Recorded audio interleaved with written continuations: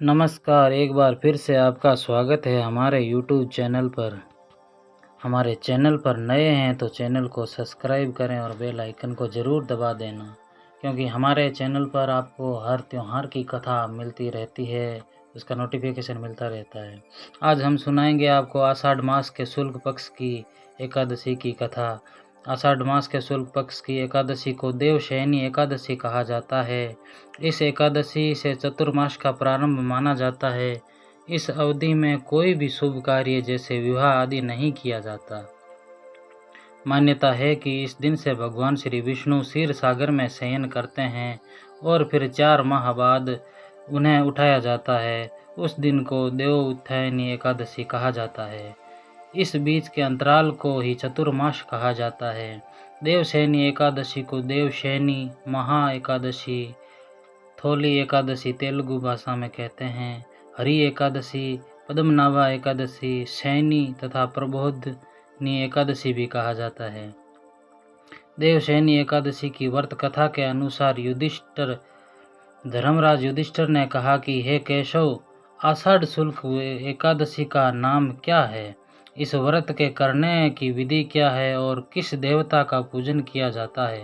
श्री कृष्ण कहने लगे कि हे युधिष्ठिर, जिस कथा को ब्रह्मा जी ने नारद जी से कहा था वही मैं तुमसे कहता हूँ। एक बार देव ऋषि नारद जी ने ब्रह्मा जी से यह एकादशी के विषय में जानने की उत्सुकता प्रकट की। तब ब्रह्मा जी ने उन्हें बताया कि सतयुग में माधाता नाम एक चक्रवर्ती सम्राट राज्य करते थे।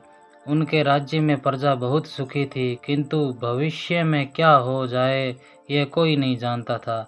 अतः वह भी इस बात से अनभिज्ञ थे कि जिसके राज्य में शीघ्र ही भयंकर अकाल पड़ने वाला है, उनके राज्य में पूरे 3 साल तक वर्षा न होने के कारण भयंकर अकाल पड़ा है।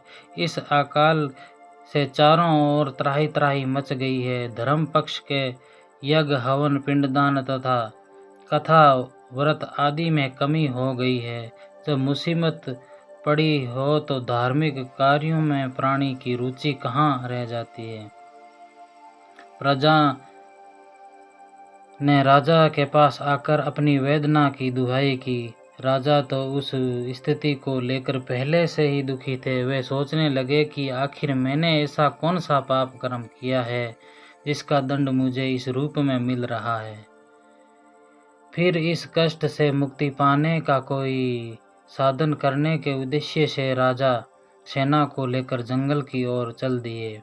वहां विचरण करते करते एक दिन ब्रह्मा जी के पुत्र अंगिरा ऋषि के आश्रम में पहुँचे और उन्हें साष्टांग प्रणाम किया। ऋषिवर ने आशीर्वचनों उपरांत कुशल क्षेम पूछा, फिर जंगल में विचरने और अपने आश्रम में आने का प्रयोजन जानना चाहा। तब राजा ने हाथ जोड़कर कहा, महात्मने, सभी प्रकार से धर्म का पालन करता हुआ भी मैं अपने राज्य में दुर्भिक्ष का दृश्य देख रहा हूँ। आखिर किस कारण से ऐसा हो रहा है?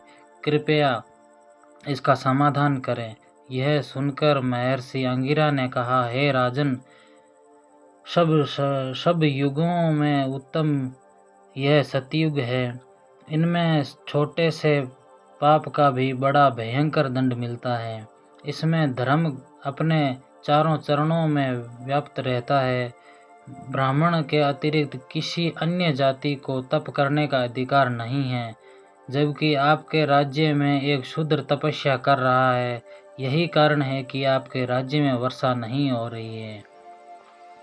जब तक वह काल को प्राप्त नहीं होगा तब तक यह दुर्भिक्ष शांत नहीं होगा। दुर्भिक्ष की शांति उसे मारने से ही संभव है। किंतु राजा का हृदय एक नर अपराध शूद्र तपस्वी का समन करने को तैयार नहीं हुआ। उन्होंने कहा, हे देव, मैं उस निरपराधी को मार दूं, यह बात मेरे मन स्वीकार नहीं कर रहा है। कृपया करके आप कोई एक और उपाय बताएं। महर्षि अंगिरा ने कहा, आषाढ़ मास के शुक्ल पक्ष की एकादशी का व्रत करें। इस व्रत के प्रभाव से अवश्य ही वर्षा होगी।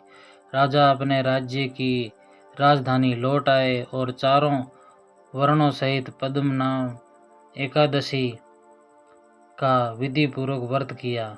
पद्मा एकादशी के व्रत के प्रभाव से उनके राज्य में मूसलाधार वर्षा हुई और पूरा राज्य धन धान्य से परिपूर्ण हो गया।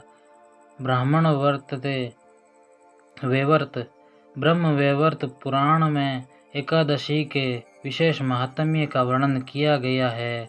इस व्रत से प्राणी की समस्त मनोकामनाएं पूर्ण हो जाती है। ये थी हमारे देवशयनी एकादशी की व्रत कथा, पद्मा एकादशी की व्रत कथा। कथा आपको पसंद आई हो तो एक सब्सक्राइब, एक लाइक, एक कमेंट जरूर कर देना। जय श्री राधे, जय श्री राम।